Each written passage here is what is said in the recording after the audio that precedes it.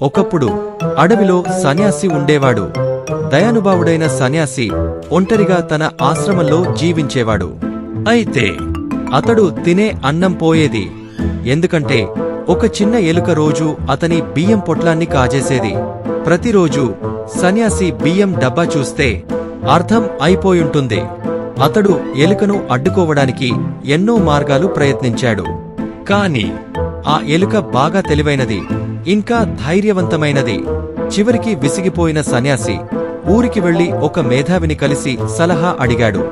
ఆ గురువు చిరునవ్వుతో అన్నాడు, ఎలుక రహస్యాన్ని కనుగొనవుగాక, అప్పుడు దాన్ని ఆపగలవు.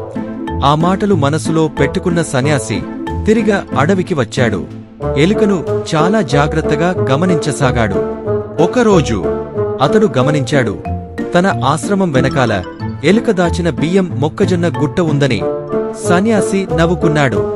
ఇప్పుడు తనకు తెలిసింది, ఎలుకకు తినడానికి ఎక్కువగా ఉండటంతోనే అది ధైర్యంగా దొంగతనాలు చేస్తోంది. తరువాత రోజు నుంచి అతడు తన బియ్యం పాత్రను బలమైన తాడులతో కట్టి వేలాడేలా చేశాడు. 3 రోజులు గడిచాయి. ఎలుక ఒక్క గింజ కూడా దొంగలించలేకపోయింది. ఆహారం లేని ఎలుక బలహీనంగా మారింది. చివరికి సన్యాసిని వద్దకు వచ్చి శాంతంగా ఎదురెళ్ళింది. వాస్తవ బలం దోపిడిలో కాదు, వినయంలో ఉంటుంది. తెలివైన ఎలుక కూడా దయ చూసినప్పుడు మారుతుంది.